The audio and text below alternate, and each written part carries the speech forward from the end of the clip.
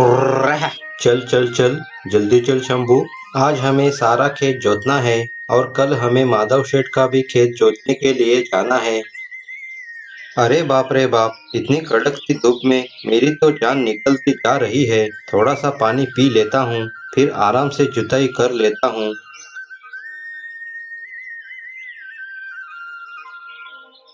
फिर बिरजू एक जगह पेड़ की छांव में बैठकर पानी पी लेता है। हे भगवान, पानी पीने के बाद मेरा मन कुछ देर आराम करने का कर रहा है। ऐसा करता हूँ, कुछ देर आराम कर लेता हूँ, फिर अच्छे से खेत की जुताई कर लेता हूँ। बिरजू पानी पीकर उसी पेड़ की छांव के नीचे सो जाता है। तभी अचानक एक जहरीला सांप वहाँ आ जाता है और बिरजू के एक बैल को डस लेता है। तुरंत ही वो बैल मर जाता है।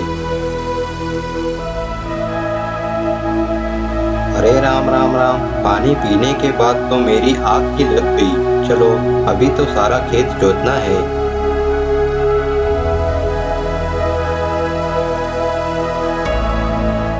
अरे, ये क्या हो गया है मेरे बैल को?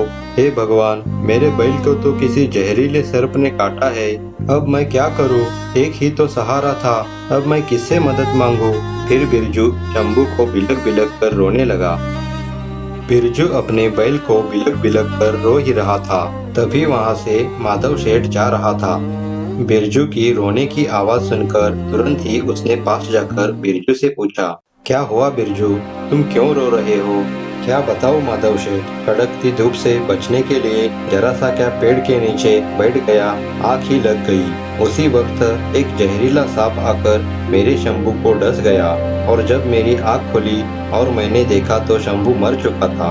बताइए माधव सेठ, अब मैं क्या करूं? भगवान ने मुझसे मेरे जीने का सहारा ही छीन लिया। घबराओ मत बिरजू, होनी को कौन टाल सकता है। मैं तुम्हें कुछ सुवर्ण मुद्राएं देता हूँ, उन्हें बेचकर आज ही तुम एक नया बैल खरीद कर ले आओ और कल से तुम जुताई का काम शुरू करो।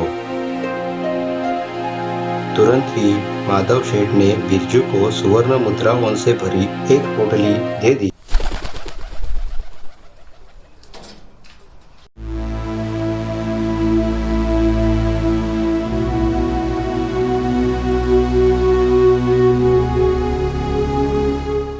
हाय हाय, मैं तो लूट गया, मैं तो मर गया। अब मैं क्या खाऊंगा और अपने बच्चों को क्या खिलाऊंगा?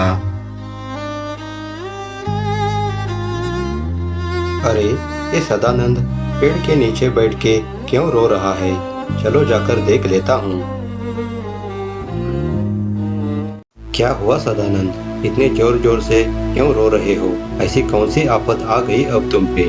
क्या बताओ माधव सेठ, परसों ही खेत में अनाज के बीज बो दिए थे, लेकिन आज आके देखता हूँ तो सारे अनाज के बीज कबूतर और चिड़िया खा चुकी है।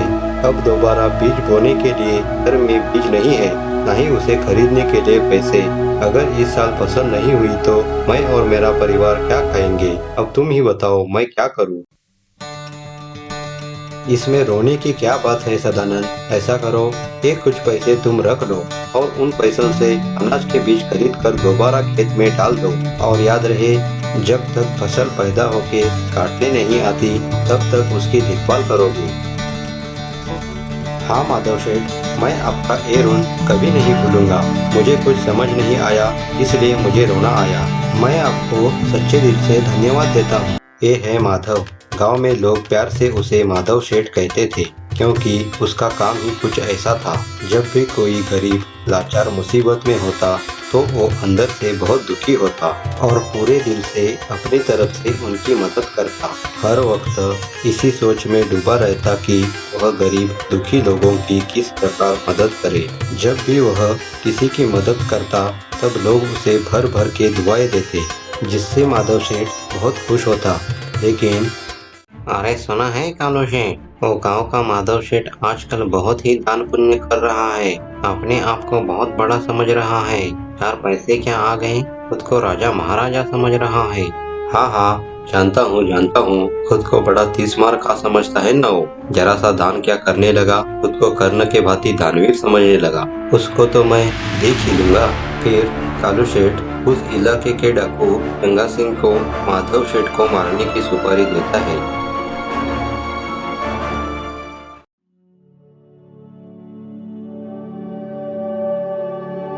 कौन है वहाँ? सामने आ जाओ।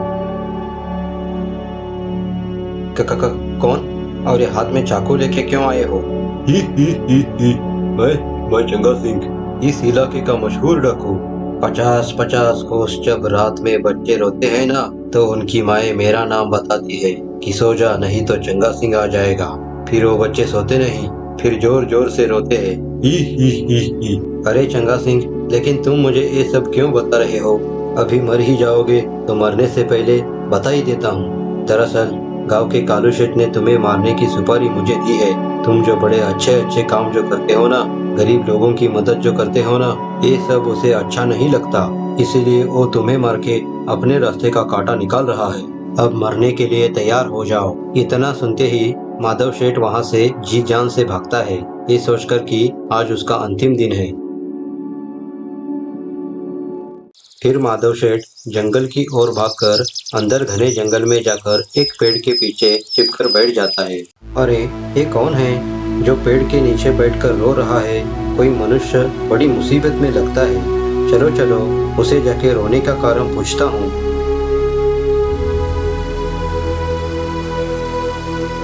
अरे भाई, तुम कौन हो और तुम यहाँ बैठ के रो क्यों रहे हो?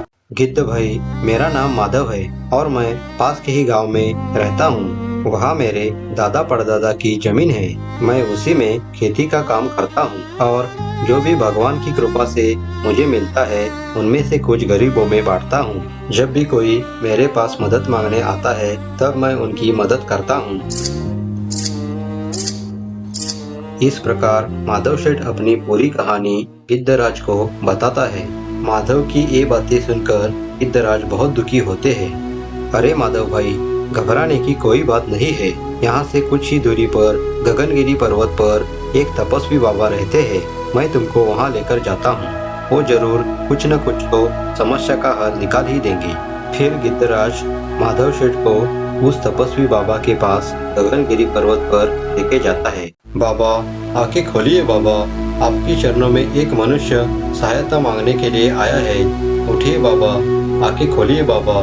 फिर माधव सेठ अपनी पूरी कहानी उस तपस्वी को बताता है और बताता है कि अगर वो वापस गांव लौट भी गया तो कभी न कभी कालू सेठ उसे जान से मार ही देगा। हे गुरुदेव, मेरा मार्गदर्शन करिए। मैं तो सच्चे मन से गरीबों की मदद करना चाहता हूँ, लेकिन समाज में कुछ ऐसे लोग हैं जो ऐसा करने से मुझे रोक रहे हैं। अब मैं क्या कर सकता हूँ? सुनो बेटा, भगवान हर मनुष्य को उसके कर्मों का फल दे ही देता है। जिसके नसीब में जो कुछ भी लिखा है वो उसे भुगतना पड़ता ही है, और जिन जिन को जो भी कुछ मिलने वाला है वो उन्हें मिल ही जाता है। अगर तुम्हें जरूरतमंदों की मदद ही करनी है तो मैं तुम्हें एक वरदान देता हूँ, जिसे पाके तुम एक चमत्कारी तोते के रूप में बदल जाओगे। लेकिन याद रहे, इस काम में भी तुम्हें बहुत सारी कठिनाई आ सकती है। तुम्हें उनका सामना करना पड़ेगा। ऐसा कहकर तपस्वी उसे एक चमत्कारी तोते में बदल देता है।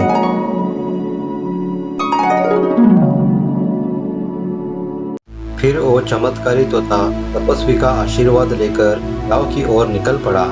2 दिन से काम ढूंढ रहा हूँ, काम ही नहीं मिला। घर पर बच्चे भूख से तड़प रहे हैं। घर में खाने के लिए अनाज का दाना तक नहीं है। हे भगवान, ऐसे में मैं क्या करूँ? ये बेचारा तो बहुत दुखी है, मुझे उसकी मदद करनी चाहिए।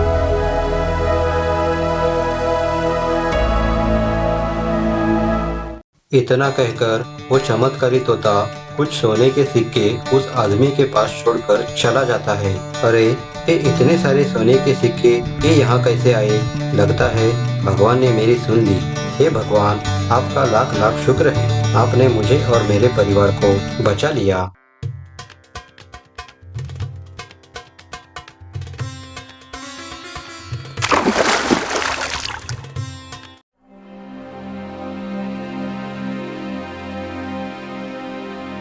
हे प्रभु, कुछ तो दया करो, आज भी एक मछली जाल में नहीं फंसी। अगर रोज रोज ऐसा हुआ तो मैं और मेरा परिवार मर जाएंगे। अब आप ही कुछ मेरी मदद करो। तभी पेड़ पर बैठा चमत्कारी तोता से बहुत सारी मछलियाँ और स्वर्ण मुद्राओं से भरी एक पोटली दे देता है। अरे वाह, ये तो चमत्कार हो गया। लगता है भगवान ने मेरी सुन ली। जल्दी से जाकर घर में बता देता हूँ। एक दिन बहुत सारे कौवे उस तोते के पीछे पड़ जाते हैं। कौवे तोते को चोंच मार मार कर घायल कर देते हैं। तोता आकाश में उड़ते उड़ते बहुत थक जाता है और एक खेत में जाकर गिर जाता है। पानी पानी। तभी वहाँ एक किसान पहुँच जाता है। अरे, ये तोता तो बहुत ही बुरी तरह से घायल हो गया है। मैं तुरंत ही उसे पानी पिला देता हूँ। फिर उस किसान ने उसे पानी पिलाया। थोड़ी देर बाद वो चमत्कारी तोता स्वस्थ हो जाता है। चमत्कारी तोता उसे कुछ सोने के सिक्के देता है और वापस चला जाता है। लगता है यह कोई साधारण तोता नहीं है, यह तो एक जादुई तोता है। काश ऐसा तोता मेरे पास भी होता। दिन रात काम करने की नौबत न आती। सारी गरीबी एक पल में मिट जाती। फिर मैं जिंदगी भर आराम से बैठ जाता। अरे भाई, पता है कल जब मैं पेड़ के नीचे बैठा था तब किसी ने मेरे पास आकर सोने के सिक्के छोड़कर चला गया। अरे सुनो सुनो, मेरे साथ भी ऐसा ही हुआ। कल जब मैं मछलियाँ पकड़ने तालाब किनारे गया था तब मेरे पास भी कोई बहुत सारी मछलियाँ और सोने के सिक्के छोड़ गया। अरे भाई लोग, सोने के मोहरे तो मुझे भी मिले हैं, लेकिन ये कोई और नहीं बल्कि एक चमत्कारी तोता है। कल जब मैं खेत में काम कर रहा था तब मुझे वो तोता तड़पता नजर आया।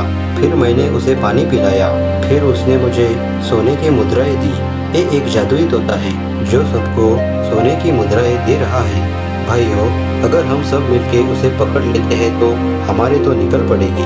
फिर हमें काम करने की जरूरत ही नहीं। सारी जिंदगी बैठ के आराम से खाते रहेंगे। क्या कहते हो? बात तो एकदम सही है भाई।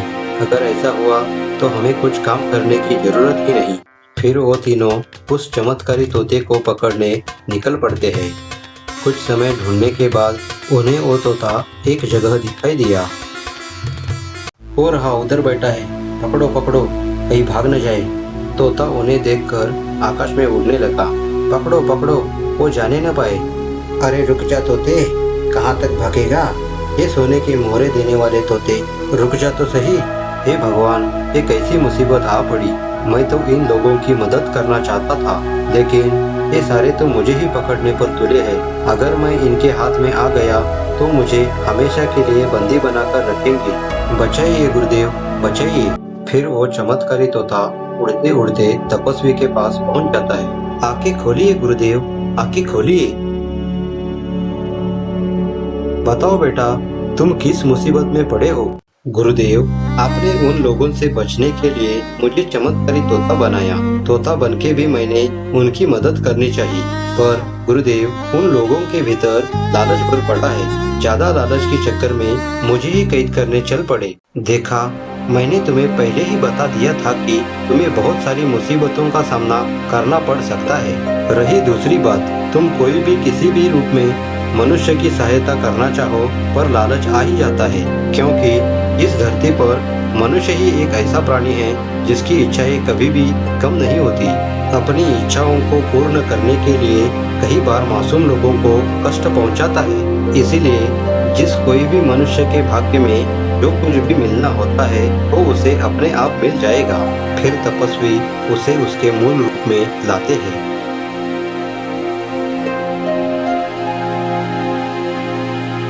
माधव सेठ अब समझ चुका था कि इस धरती पर जिस किसी के नसीब में जो कुछ भी लिखा है वह उसे मिल ही जाएगा।